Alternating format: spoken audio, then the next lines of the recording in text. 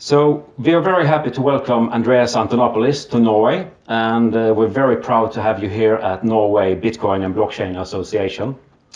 A short introduction to our guest. Andreas Antonopoulos is a very well-known and respected person in the global Bitcoin and blockchain community. He is an engaged guru, entrepreneur, teacher, and speaker who travels the world around to spread the knowledge about Bitcoin and blockchain technologies. Welcome to Norway, Andreas. Oh, thank you so much. So we have gathered some questions from our members, but also from our friends in Sweden, from the Swedish Bitcoin Association. So the first question is, how can we better spread the knowledge about Bitcoin and blockchain technology around young people, like 15 to 25 years old? Well, I think young people naturally are attracted to the idea of technologies that operate on the internet, that share the characteristics of the internet, that are open, innovative, fast, cheap, and secure. And I think in the long run, when young people are exposed to banking as business as usual, they will find it bizarre that is slow and controlled and expensive. I don't really think you need to promote the concepts to young people, although when it comes to understanding where Bitcoin has value in Scandinavian countries, right. I think some of the arguments that work in other countries don't really work here. In most countries, governments are corrupt. Governments tend to concentrate power. The banking system is not particularly consumer friendly. In some cases, it's downright criminal. Yeah. And those are not problems you really have in Scandinavian countries. So not that much, no. Yes, if you start with the premise that government is benevolent, then some of the traditional approaches to explaining Bitcoin to people I don't think are very useful. Instead, I think really talking about the powerful nature of Bitcoin's flexibility and programmability as a source of innovation. Right. The possibility of taking some of the same kind of flexibility and transparency that you appreciate in Scandinavian countries, the egalitarian ethos, the transparent operation of government, and using this technology, pushing it into other countries, right. And making it available internationally. So the idea is not let's fix Norway's banking or let's fix Norway's government, but it's more, doesn't the whole world deserve the same level of government and banking as Norway has? For example, I think that's a much better way to explain why Bitcoin can do this in countries where you don't necessarily have those capabilities. Right, right. And the globality that you can transfer money globally. We had example here that young people here can use VIPs very easily, but it's only internally in the country. Well, VIPs is great. So, it's great. If you're 15 years old or older, if you have a bank account, and if you have a credit card. And you don't have any transactions abroad. Right. And if you only want to use it inside the country. Yeah, then it's great. Imagine if you could do VIPs, only it was available to anyone of any age, any nationality, in any country, without a bank account or a credit card. Well, that's Bitcoin. That's Bitcoin. Right there. So, it's great. Let's give it to the rest of the world. Yeah, absolutely. Yes.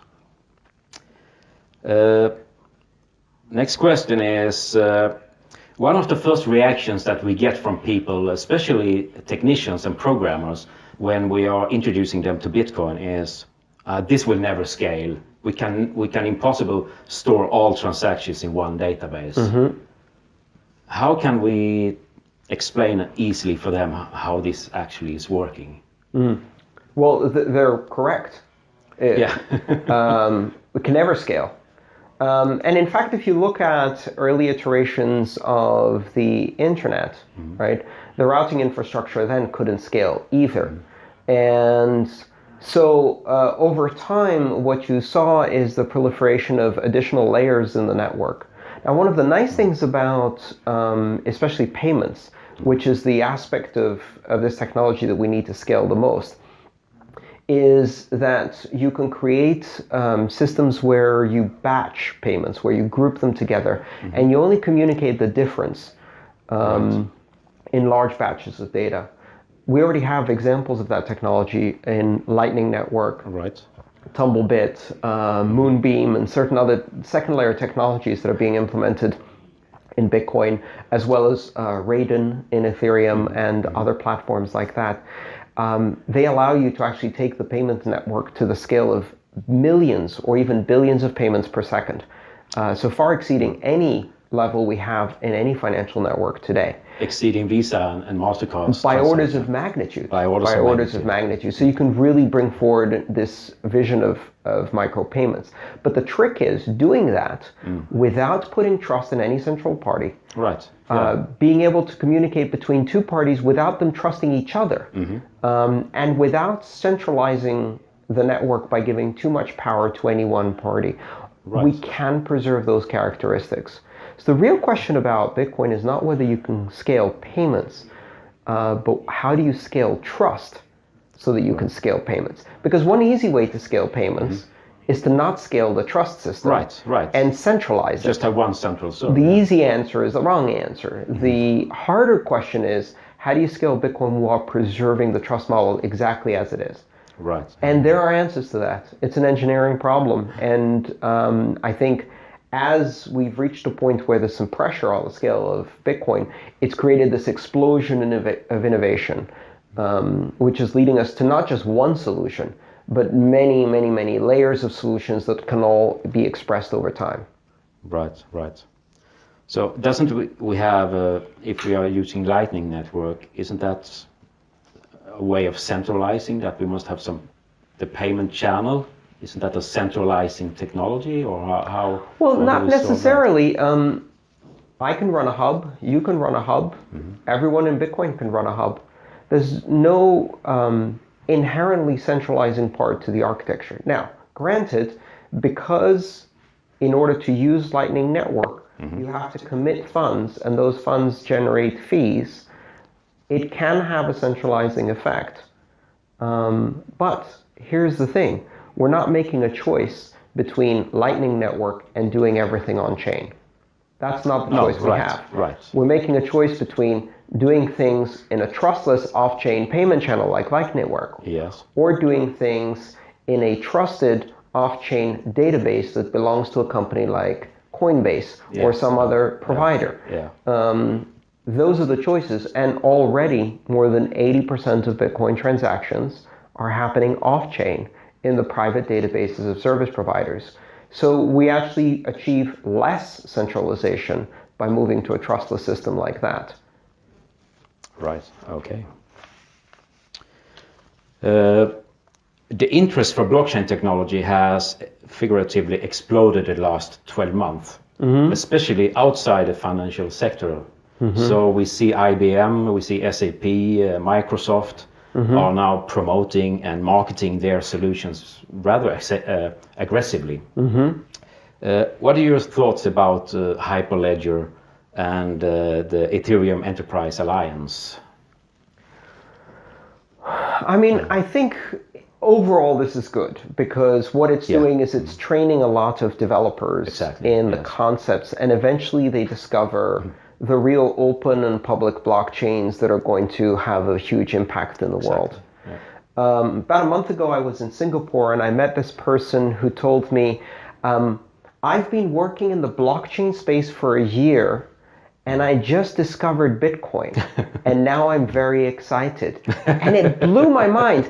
Even though I had predicted this would happen, I hadn't seen an example of it yet. This person had gone to a seminar organized by a bank that spent an hour teaching them about blockchain without using the word Bitcoin, which just shows, you know, kind of the soulless search for profit can cover any sense of rationality or ethics whatsoever.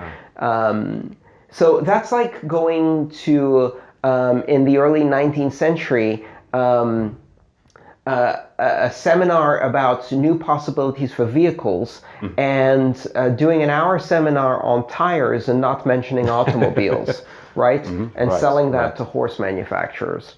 or horse breeders. It's insane. But at the same time, that's what's happening. There's a very big effort to create all of this marketing hype. Yes. Yeah. The truth is that while blockchain technology is, if implemented correctly, a very interesting technology, it has some narrow applications. You do not need a trusted, immutable, neutral, censorship-resistant platform for everything. Right. The capabilities that it offers come with disadvantages. Transparency is not always an advantage, which is why, for example, I don't think there's a very good use case for healthcare, especially not private health information. And it doesn't scale as well as a replicated relational database. There's a tendency to try to apply blockchain to everything where a replicated relational database would work, and that's unnecessary. Yeah. But it's generating enormous hype at the moment, an enormous investment. You know what? All of this investment, most of it's going to fail. That's the truth in any startup. In the end, the market is going to select the things that really work and discard the things that don't. All of these big companies, they're trying to find a way to inject innovation into their product line. Yeah. And generate more revenue from their enterprise clients. That's fine. I find most of it boring. It's not bad, it's not good, it's just simply boring. It's boring, yeah. The really interesting applications are applications that are so truly disruptive and so truly outside of the norm of what we do today with the internet, that if you try to present them to an investor or a regulator or a government agency, they're horrified. Yeah. So that's a good test. If what you're trying to do horrifies investors, that's probably just about disruptive enough to be a meaningful application. Yeah, exactly. And if there's smiles all around in a conservative board of investors, guess what? It's not disruptive. No. Right. I'm interested in the really disruptive applications, and most of what's coming out of the blockchain space isn't. But that's okay. Yeah. If you look at what happened, for example, in the internet up to the year 2000, we saw a lot of failed ideas and a lot of grand vision. Absolutely. And 95% of that got wiped out at the end of the bubble. But the internet persisted. And many of those ideas came back better at a better time and became hugely successful. And in the end, society was transformed. I think all of that's great. It doesn't really change what Bitcoin is going to do. It doesn't change what Ethereum is going to do. Ironically, I think things like the Ethereum Enterprise Alliance are these alliances of convenience that we saw in the early days of Bitcoin. A lot of companies were interested in Bitcoin. But then they started shying away from the reputation of Bitcoin. Things like the Silk Road and things like that caused people to start worrying about associating their brand with Bitcoin.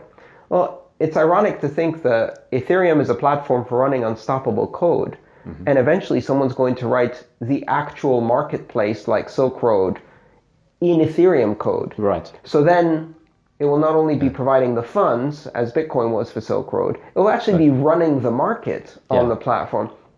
At that point, you're going to see the Enterprise Ethereum Alliance start distancing themselves from Ethereum, and they're going to say, well, we're not so interested in Ethereum, but the technology behind Ethereum, smart contracts. Have you heard that before? I've heard that before. Right, so it's going to be the same story all over again. In fact, if that happens, that means Ethereum is doing something interesting. If it's too comfortable for an enterprise alliance, then it's not doing anything disruptive. Business as usual, we already have. These platforms are all about changing business as usual. At least that's my opinion. Exactly. It is, yes. Talking about Ethereum then, Ethereum is planning to switch over to a proof of stake algorithm. Can a proof of stake actually be as safe as a proof of work? No idea. There's only one way to find out. Yeah. And that's for someone to do it at scale. So I'm glad Ethereum is doing it because it's going to allow us as an ecosystem. You know, I've never taken a maximalist position in this space. I see this as a big ecosystem full of experimentation. Bitcoin has its role. It provides the role of robust money sound money, long-term store of value, and it's almost a gateway to a lot of the other things that happen. It's also a test for what happens at the $20 billion scale. Yeah. Mm-hmm. The good thing about Ethereum right now is that it's not at the $20 billion scale. And actually that allows it to have more room for experimentation.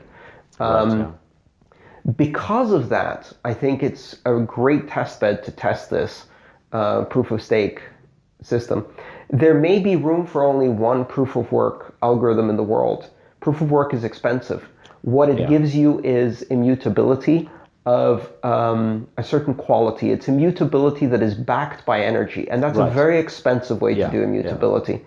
There's a very good argument to be made that you can run proof of stake systems that are anchored into Bitcoin's chain to sort of inherit some of that expensive immutability without having to do it themselves. And I think we might have an opportunity to see that. Not that Casper is planning on doing that, but it might be an interesting option for the future as well. Casper is very interesting. It's a very well-designed system, and I think it will allow us to test proof of stake at a much greater scale. It won't be without problems. Proof of work has problems, and at each scale, we uncover new problems. Because greater scale means greater level of attack, and also greater challenge. And so proof of stake will have to start small and then gradually build up in value. Right. Security is not something that is simply an on or off. You can't say something is or is not secure. It's not a true-false statement. It's either or. It's not either or. It's a quantitative issue. So the question is how secure? And the answer for proof of work is 21 billion. Right. That's how secure proof of work is. Why? Because we have $21 billion parked in a proof of work system, and it has not yet been brought down. So how secure is proof of stake? Right now, it's about as secure as there are some proof of stake systems running. They're in the millions, right? Right. If Ethereum does it, we may be able to make a statement like proof of stake is $4 billion, $5 billion secure. Right. As big as the market cap for that cryptocurrency. Because that much money is kept protected by it. Right. And so that will allow us to quantitatively assess the security of proof of stake. And as both of these systems escalate, we can keep proving them at higher and higher levels. And they will be more and more challenged at each level. I hope to see more consensus algorithms. There's no reason to only have one. And I think part of this experimentation is that each choice that is made that's different sends that system down a different path where it can differentiate, but also create unique applications. I think proof of stake is much better suited to Ethereum's style of governance, as well as to its much more experimental and much more rapidly changing, more flexible nature, which is what you need for highly programmable smart contracts. Right. Doesn't make it very suitable for robust sound money, but Bitcoin already does that. There's no need to repeat it. Right. And so, this is how I see it, is each system is beginning to fit more closely into an environmental niche that it can dominate. Right. Great. Moving on to patents. Craig Stephen Wright and his associates has lodged more than 70 patent applications for Bitcoin. Blockstream has announced a defensive patent strategy. And now we had ASIC boost patents from Bitmain. And of course the most famous of them all maybe is the Accenture editable blockchain patent. What is your opinion about patents in the whole Bitcoin blockchain and ecosystem? Well, about 3 years ago, I started actively talking about the risk that patents have in the space.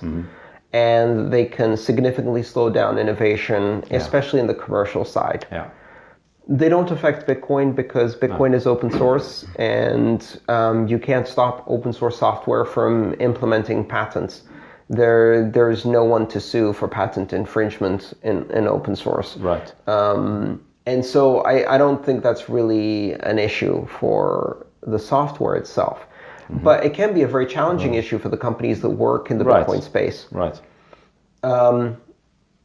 In some of the roundtables I've participated that had several members of the industry discussing patent strategy, the general attitude was patents are necessary for commercial use as a defensive thing, but we should as an industry work hard to avoid them being abused as an offensive strategy. Meaning that companies do need to patent their own innovation to make sure that nobody else can grab it and then exclude them from the thing they invented. Right. Especially in the US, we have a big problem because the patent law was changed really in favor of very large, well-funded corporations. Right. So that patents are no longer based on first to invent, but they're based on first to patent. Meaning that even if you invented it before, if you didn't patent it, you lose. And you can be excluded from using your own invention.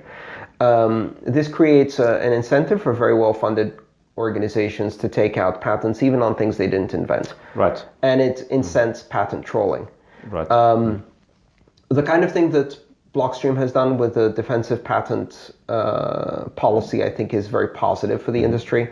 They're not the only ones. In fact, I think some of the others have made similar inventors' pledges or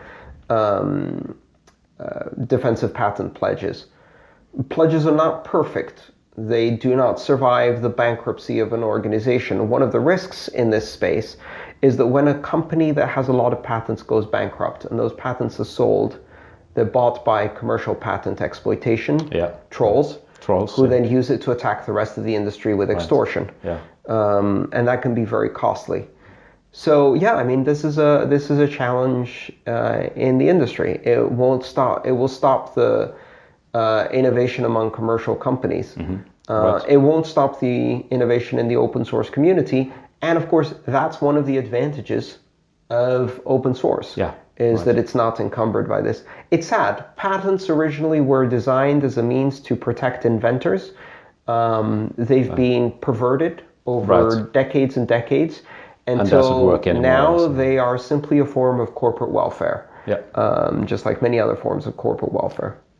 They are, I heard a number, we had a patent discussion on the Oslo Blockchain Day the other day, and I heard that 90% of all patents are actually not used.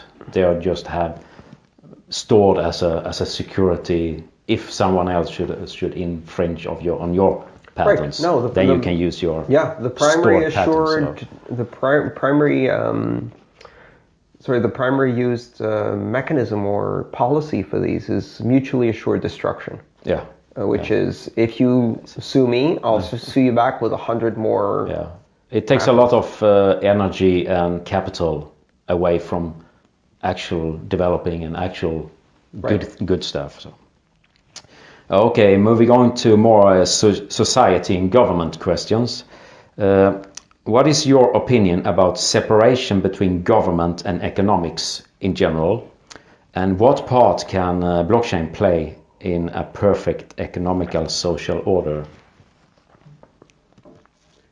So I think in most of the developed world, it is firmly understood that there are very, very good reasons why church and state should be separate.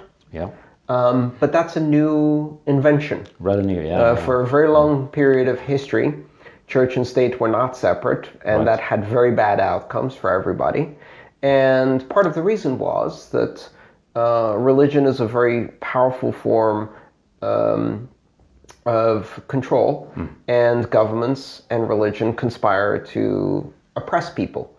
If you combine them, they become too powerful. Well, exact same thing applies to money. I think in 25 years' time from now, we're going to begin to see a growing recognition among some countries, pioneering countries, if you like, that there should be separation of money and state in exactly the same way for exactly the same reasons. Power corrupts. Absolute power corrupts absolutely. Exactly. And the two most powerful forms of power are money and belief. And if you combine the two, it's very, very dangerous. It's lethal. So, money and state should be separate. And in almost all societies where power over money is exclusively the domain of the state, then the state very quickly loses respect for its citizens. In fact, when money is derived from, for example, the exploitation of resources, like oil, with the exception of Norway, and I'm not sure how long that's going to last. Right. If you look at the history, any government that has the ability to generate money outside of taxation, and therefore is decoupled from the needs, the productivity, the welfare and labor of its citizens, especially the middle class, very quickly they become irrelevant in the political discussion, and the democratic institutions collapse, and you get autocracy. We see that throughout the Middle East, where resource extraction economies, diamonds, cobalt, antimony, oil, etc., lead to dictatorships and civil wars. It's great that Norway isn't there, but it hasn't been that long since Norway came into sudden wealth without the need to tax its citizens. And I don't think that story ends well. We'll see how it goes. Maybe this is going to be the golden exception. Scandinavia has done that before.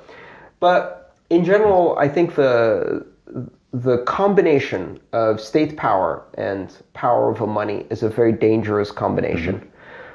Bitcoin technology specifically, not blockchain, but Bitcoin, the use of blockchain in currency, I think creates enough separation and empowers citizens themselves to control their choice of currency and to control their ownership of money. I think that is a powerful counterbalance to the untethered control over money by governments. We're seeing that already in Venezuela. We're seeing that already in a number of situations where the state has made an extreme mess of their currency, and the people are using Bitcoin defensively. Right. I think that's a great idea. Yeah. There are talk about Fed coins, or in Norway it should be Nor coins. What is your idea about countries creating their own cryptocurrency that they have control of? Well, if they have control of it, it's not a decentralized cryptocurrency. No. It's a centralized database. And that means two things. One, it delivers none of the benefits of liberty that are delivered by a cryptocurrency. It removes self-determination and empowerment of the individual. It removes censorship resistance. It removes neutrality. It removes the global nature, and it's no longer open. So all of the advantages of an open public blockchain are gone. Yeah. But what it also does is it adds insecurity. Blockchains are not inherently secure. There's nothing magical about a blockchain that makes it secure. It's not the blockchain that makes things secure. It's the decentralization that makes things secure. We cannot secure systems, and we cannot secure keys. And when I say we, no one on this planet knows how to secure information perfectly. As a result, the only way we have found, and the reason things like the Bitcoin blockchain are secure as a whole, is by spreading the control so thin that there's no one place you can attack to gain any level of control. You have to attack everywhere. It's the same thing as if I wanted to rob every Norwegian of their cash, I have to go out and hit all of them over the head and take their wallet. Right. Yeah. But if they all put it in a vault, now all I have to do is make a hole in one vault and I get everybody's money. Yeah. Right. If you create a Fed coin, then that one blockchain allows you to hack an entire country's monetary supply. Yeah. That is a terrible idea. It's even worse than we have. If you can find a country that can secure that system, that would be a miracle, because we haven't had one yet. Right. Right? The NSA can't secure their computer systems. North Korea can't secure its computer systems. Even the most autocratic, authoritarian places where every crime is the death penalty can't secure systems. Right. And so the only thing we know that can secure systems is to remove concentration of control. every one of these Fed coins we're talking about is concentrated control. If they do it, it will be hacked. Yeah. Why is it not hacked today? Because in most situations, the actual production of money is much more decentralized than people realize. Yes, the interest rate is controlled centrally. The printing is done at several different printing places, which is then distributed by hundreds and hundreds and hundreds of armored trucks on secret routes that constantly change to thousands and thousands of banks where it's introduced into the system. Right. You're talking about replacing all of that with a controlled computer system with maybe just a few sets of keys. Right. If the government can control it, then anyone who can steal those keys can control it too. Exactly. If the government can't control it and it's decentralized, then what is the point of making it? We already have one of those. It's called Bitcoin. Right. So it will actually be much worse than we already have today. Absolutely much worse. It's much more dangerous than what we have today. And I think that's unfortunately a lesson that will only be learned the hard way. It doesn't actually remove any of the other problems, which is that inevitably the government is going to manipulate the money supply. And they're going to create inflation in order to erase the debt, because the biggest debt holder in every country is the government itself.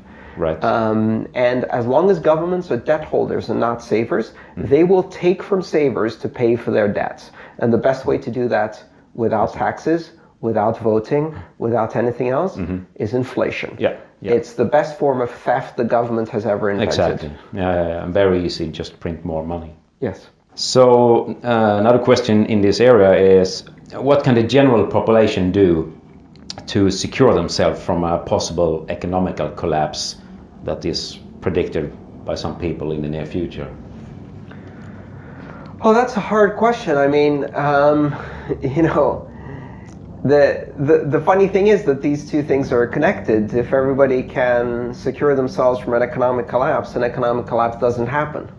An economic collapse, by definition, is something not everyone can protect themselves from. That's why it's a collapse. So, so it's kind of a circular question, which is, one of the things that these cryptocurrencies offer is simply an alternative. And it's because it's an alternative that is based on different fundamentals. It's based on a mathematical monetary supply that doesn't change and is not easily inflated, or is not inflated at all in the case of Bitcoin. Because it's a system that cannot easily be co-opted, it will operate with different characteristics than traditional currencies, which means that it acts as a safe haven, very much like gold, silver, precious metals, and some countries' currencies. But if everybody tried to buy Bitcoin to protect themselves from an economic collapse, then Bitcoin would fail too, because of scaling and capacity problems. If it was too early, yeah. There is no too early in these kinds of things. So, I hope we don't have a catastrophic collapse, but I do expect that we will have another global recession, probably worse than the one we had in 2008, probably within the next few years. Yeah, right. But it's hard to tell, of course, with these things, and without timing, it's a useless prediction, because the prediction itself tells you nothing. Of course we will. Business always goes in cycles. There will eventually be a recession. I think it's going to be more sharp and more broad than the previous one, primarily because none of the problems that happened during the previous one were fixed. They were just covered up. Right. And, now the world has a lot more debt, so a lot less room to maneuver if bad things happen in the economy.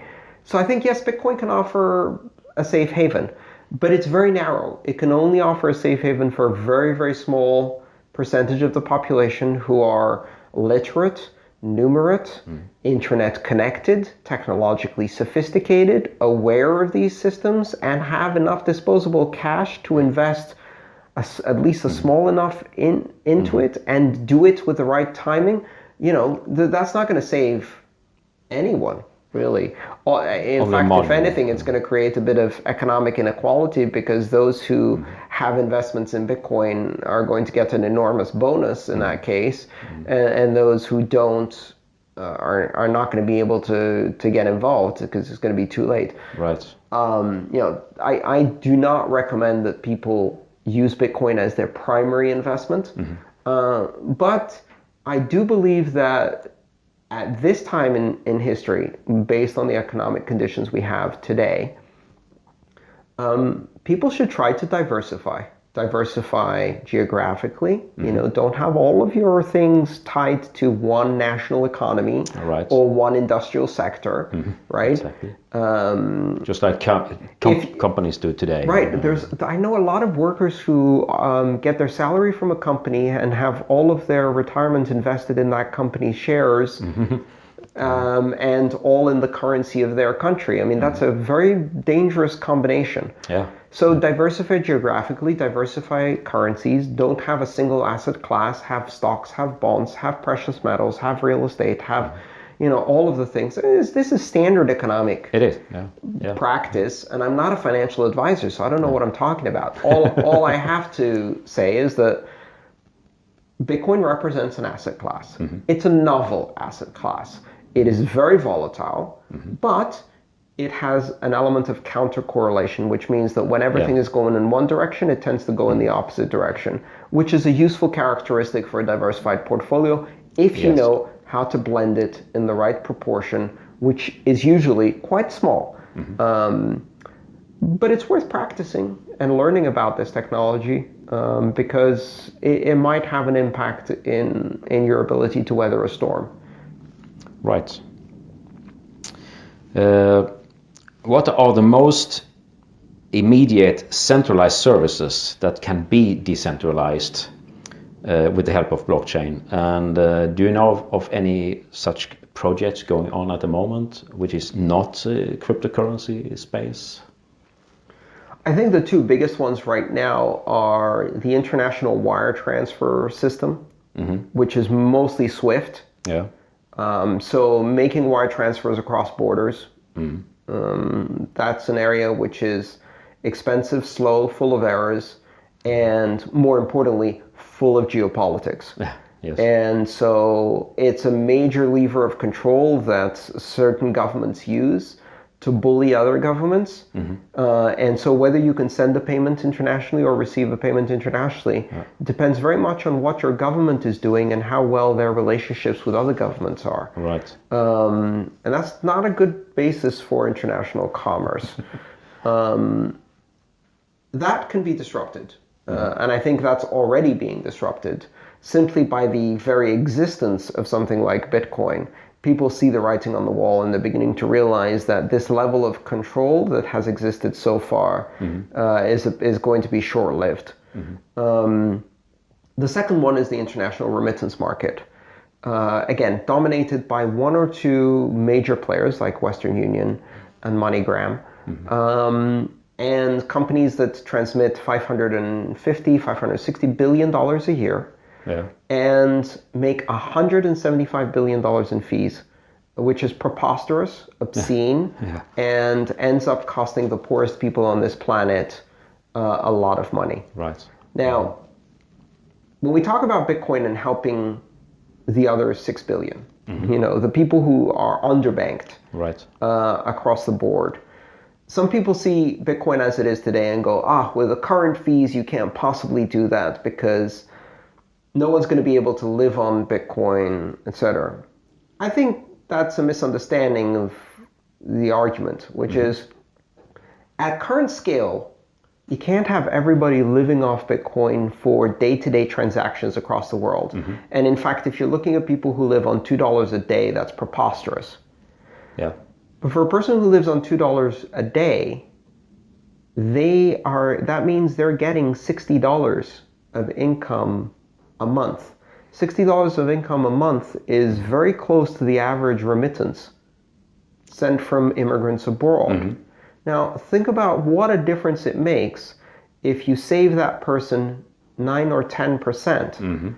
And even with the high cost of a Bitcoin transaction, you can do that cost effectively and competitively with the Western Union, that's the worst case scenario. And think about all of the people who are living on more than $2 a day, but not that much more, who can greatly benefit from this. Right. So we can already impact the world's poor, not by having them use Bitcoin on a daily basis, but simply having them use Bitcoin for one application, and that's remittances. All right. And that's not even considering if we use Lightning Network as the remittance channel, which could then significantly reduce the fees. Right.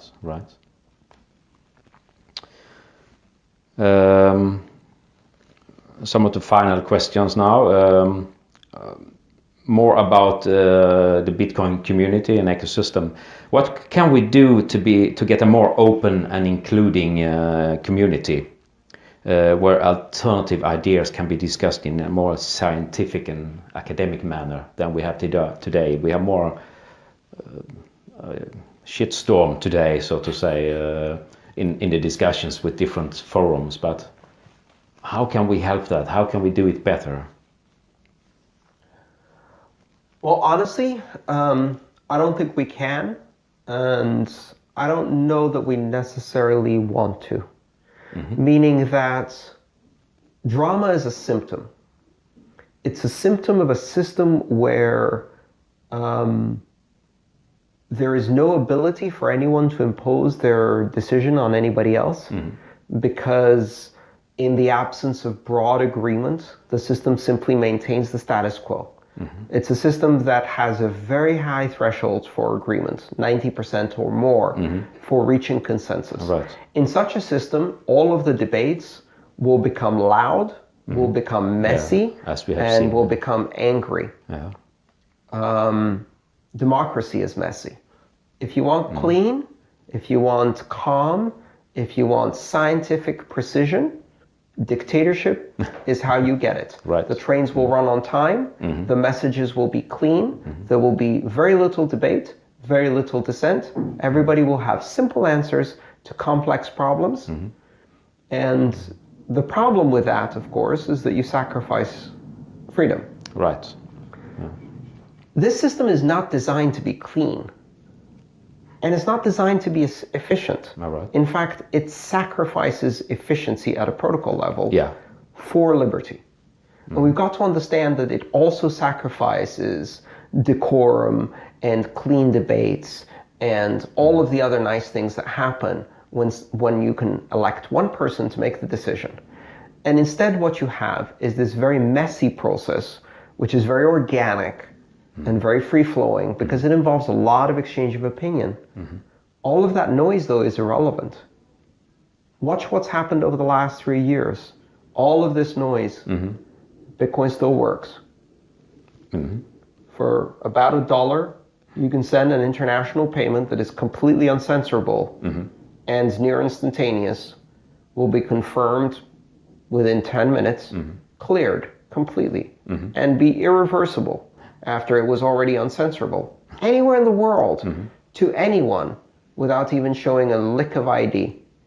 That system still works beautifully, despite the fact that there are some multi-millionaires who want to change it, some other multi-millionaires who don't want to change it, with enormous budgets and shouting and campaigns and sock puppets and... Right. The fact that these people can't change it, despite of how powerful they appear, big mining consortia, large groups of developers, all of them unable to impose their opinion. And it still works. That is the essence of the system. All of this noise, nothing changes. Until we need to change and we have sufficient agreement among everybody. And guess what? If we don't change a thing, Bitcoin still works exactly as it is. So I don't want to see a system where we can get together in a consortium or a governance committee or elect representatives or have a meeting. We can't have a meeting. There's 6 million people involved in Bitcoin.